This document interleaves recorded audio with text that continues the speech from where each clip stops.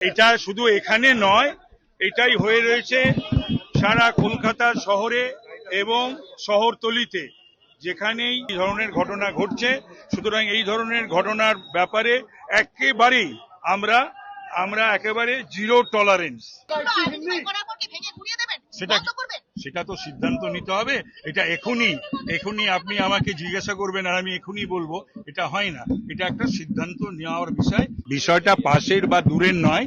বিষয়টা হচ্ছে এরকম শয়ে শয়ে হাজার হাজার বাড়ি রয়েছে, যে সমস্ত বাড়িতে এই ধরনের গেস্ট হাউস যারা চালাচ্ছে, তারা সমস্ত কিছু যে ধরনের সমস্ত পারমিশন লাইসেন্সের দরকার হয় সেগুলো আছে কিনা সেগুলো দেখা হবে, তাদের অ্যারেস্ট করা হবে এবং আইন অনুযায়ী তাদের বিরুদ্ধে ব্যবস্থা নেওয়া হবে। যারা মারা গেছেন সেটাও দেখা হচ্ছে, তারা কারা সেটা এখনই বলা যাবে না। তবে যারা মারা গেছে তারা কোথাকার বাসিন্দা এবং কি জন্য এসেছিলেন এগুলো সমস্ত খতিয়ে দেখা হচ্ছে।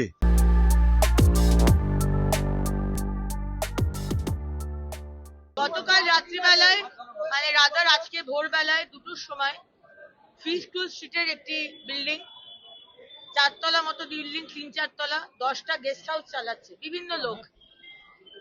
সেখানে 6 জন পুরুষ, 3 জন মহিলা, 2 জন মহিলা আর 1 জন বাচ্চার মৃত্যু হয়েছে।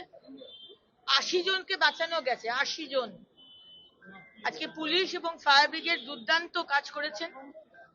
কিন্তু এই ধরনের যারা হোটেল চালাচ্ছেন, কিভাবে চালাচ্ছেন? ট্রেড লাইসেন্স কি করে পেল? সিএসসি কি করে পারমিশন দিল? কারেন্ট দিল কি করে? ফায়ার লাইসেন্স কি করে পেল? এগুলো দেখার বিষয়। পিছনে ফায়ার এক্সিট নাকি ছিল, আমরা শুনছিলাম, সেখানে একটা বাড়ি বানিয়ে দিয়েছে। কোলাপসিবল গেট গুলো বন্ধ থাকে, এখানে বন্ধ ছিল কিনা বলতে পারবো না।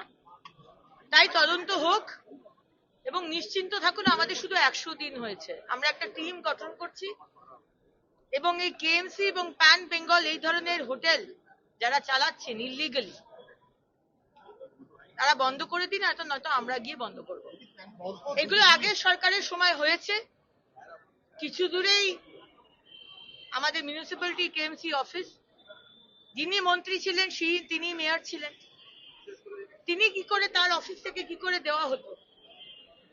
ট্রেড লাইসেন্স দেওয়া হলো কি করে?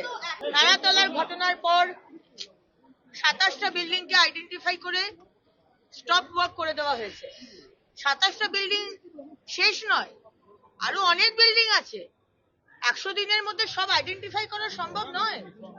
আমরা মেশিন নই। আমাদের ইন্টেনশনটা হচ্ছে আমরা ইলিগাল কাজ করতে দেব না।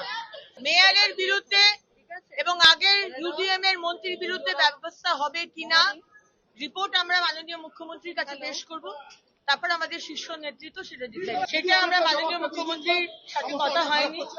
যেখানে যেখানেই এই ধরনের ঘটনা হয়েছে সরকার এবং মাননীয় মুখ্যমন্ত্রী এগিয়ে আসেন। আশা করবো এখানেও সরকার থেকে তাদের কম্পেনসেশন দেওয়া হবে, কিন্তু এখনো কোনো কথা হয়।